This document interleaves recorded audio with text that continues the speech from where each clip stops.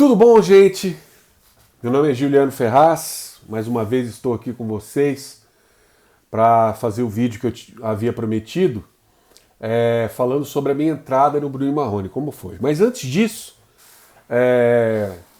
eu vou primeiro pedir para que vocês se inscrevam no canal, aperte o sininho para as notificações e dê o seu like, que é muito interessante para a gente. Ou dislike também, se você não gostar do vídeo.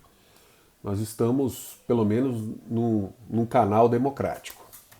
Pelo menos o canal é democrático. Vamos lá.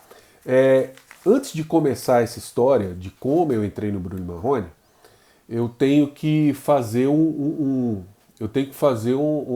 ponte aqui do vídeo passado, que a minha história não deu para concluir em 18 minutos, né? Não dá para falar tudo. Então eu vou falar algumas coisas aqui que depois eu fui lembrando, cronologicamente fui colocando. Quando eu fazia barzinho, quando eu tocava em barzinho, eu juntava uma grana para poder estudar com outros músicos, né? E um deles, que eu havia escolhido, era o Bororó. Um baixista maravilhoso, um violonista sensacional, mas ele é mais conhecido como baixista mesmo. Ele foi baixista da Beth Carvalho, gravou com todo mundo no samba. Pesquisem aí as coisas da Beth Carvalho, pesquisem sobre o Bororó. Bororó, na verdade, é um gênio musical e o lance do baixo no Bororó, dos grooves, é muito interessante. Ele tem uma visão fora da casinha. Então é uma coisa bem legal, bem interessante de você estudar, de você pesquisar. Então eu fui atrás do Bororó, juntei uma grana, quando eu trabalhava nos bares lá em Goiânia, e fui estudar com o Bororó. O que eu fiz?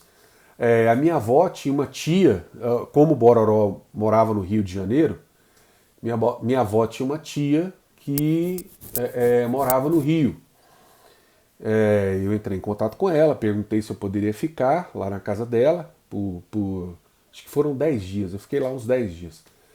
E expliquei o porquê e tal, ela concordou e tal, beleza. Ela morava em Jacarepaguá. E o Bororó morava no Morro do Vidigal, né? Num apartamento lá no meio do Morro do Vidigal. Nessa época eu tinha um Ibanez PJ passivo.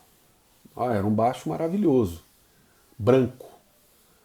Esse baixo também foi bem caro, gente, porque quando eu falei que o dólar subia todo dia, teve gente que falou, mas o dólar hoje sobe todo dia. Mas o dólar hoje sobe mais 3%. Não, naquela época era o seguinte, o dólar custava, 5. No outro dia ele custava 10. No outro dia ele custava 20. Você entendeu? Era um salto animal, assim. Era um negócio sem critério, né? Então, assim, e os caras, claro, vendiam em dólar, que eles queriam ganhar com aquilo, né? Um absurdo isso, mas fazer o quê, né? Então, eu juntei essa grana, fui para o Rio e ficava. Eu acordava 6 horas da manhã, pegava um ônibus em Jacarepaguá, ia para o Vidigal, subia o morro e ficava lá com o Bororó, lá na casa dele, vivia uma das experiências melhores assim da minha vida. Conheci muita gente legal, conheci o baixista da Simone na época, que era caramba, os nomes, cara. Quem é? Quem lembrar, fala aí pra mim, na época assim, década de 90, quem era o baixista da Simone?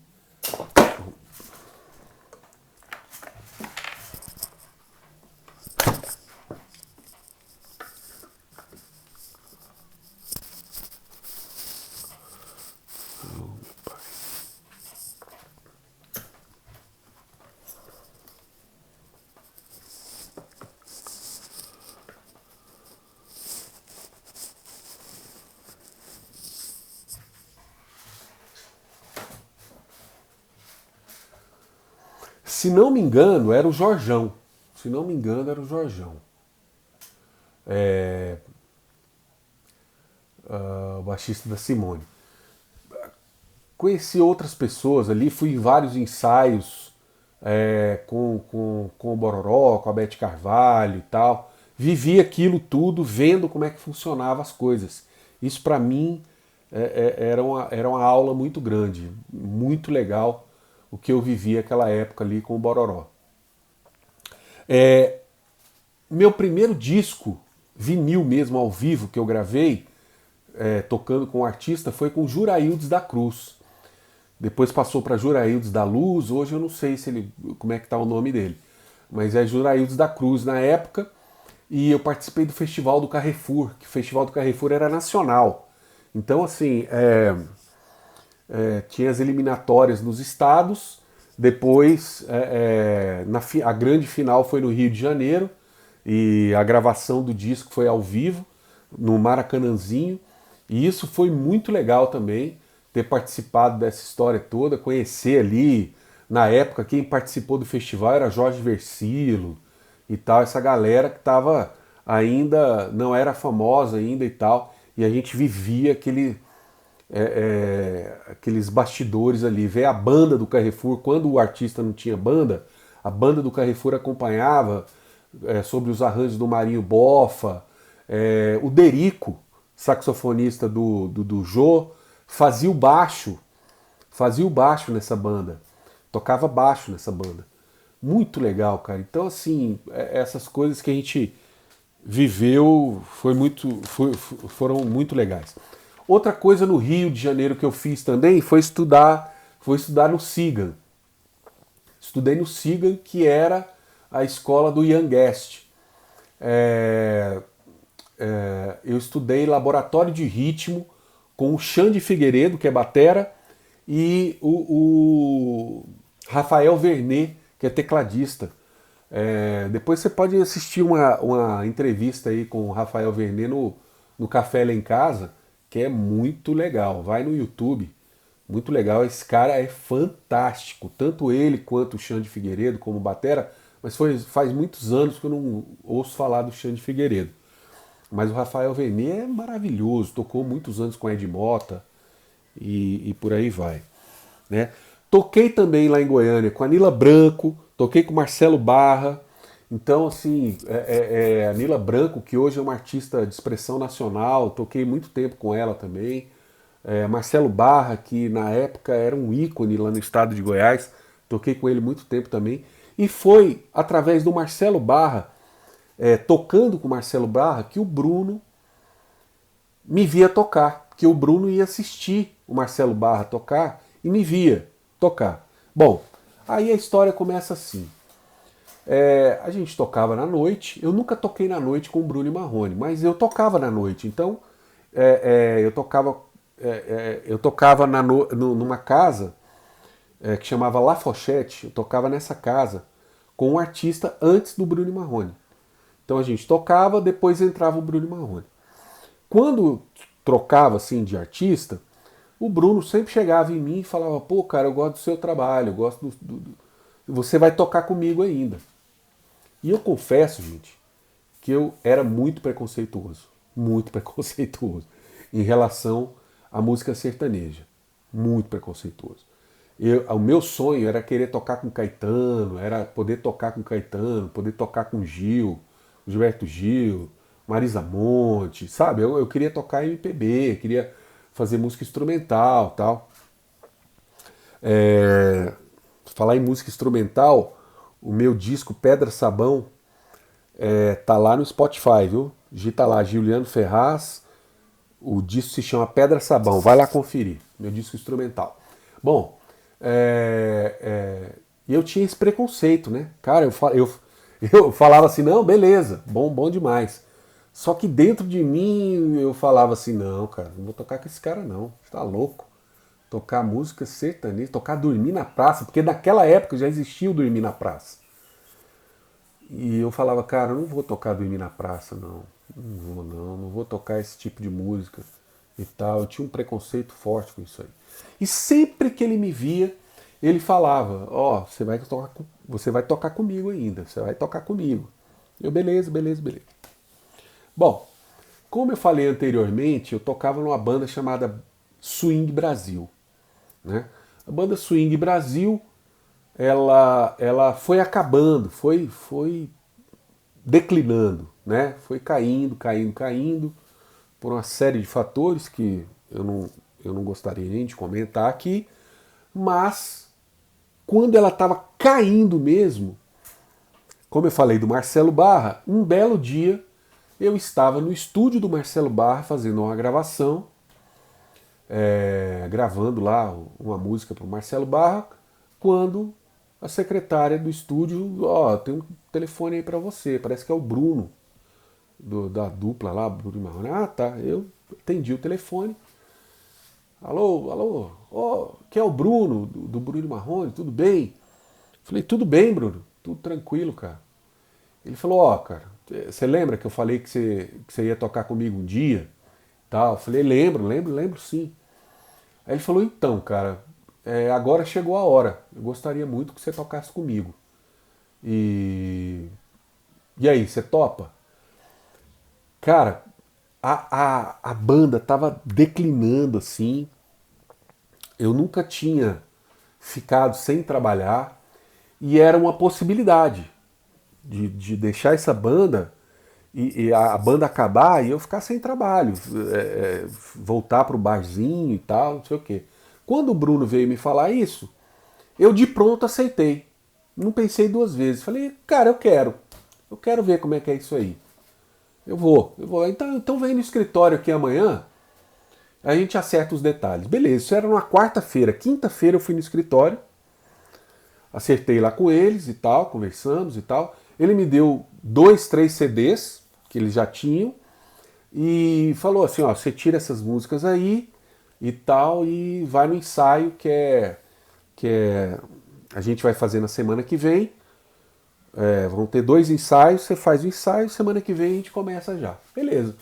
Foi assim que eu fiz. Eu fui o primeiro músico, eu acho que não vai dar pra falar toda essa coisa em um vídeo, né? Senão fica muito grande.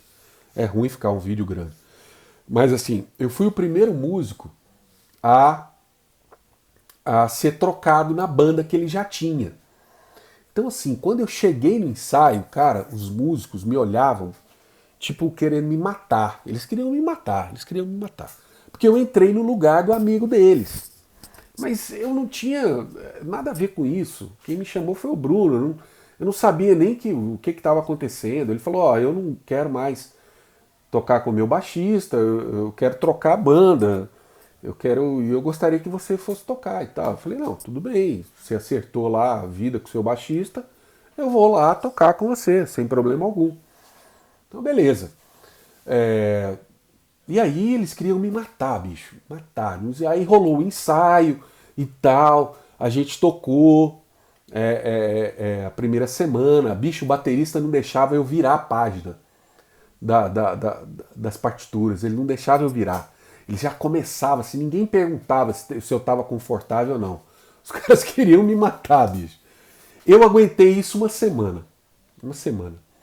Depois de uma semana eu fui lá no escritório falar com o Bruno. Entrei e ele estava numa ligação. E eu sentei assim no escritório, sentei na cadeira, e ele bem na minha frente assim, numa ligação.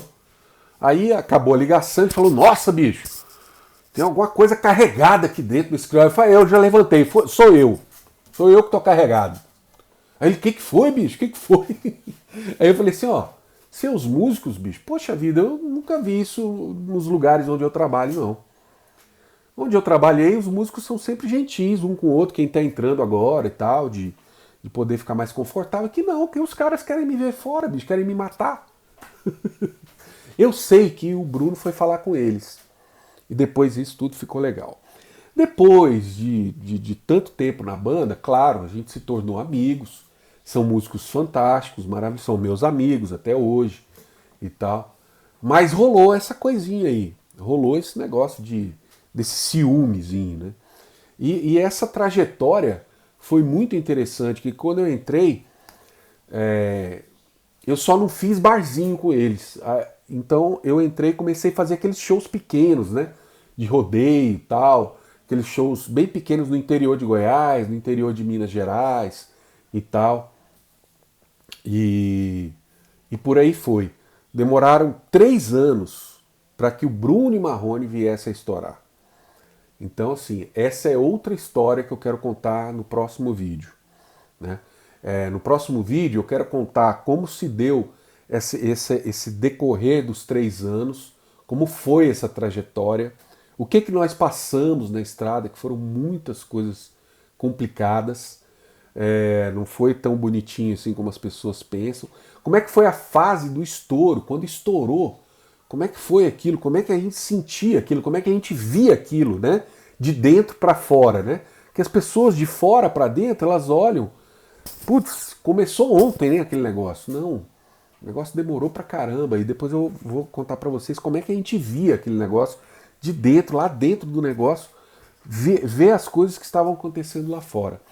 E outras histórias. Depois disso, eu quero pegar cada disco que eu gravei do Bruno Marrone e tocar para vocês e contar a história de como eu gravei cada música.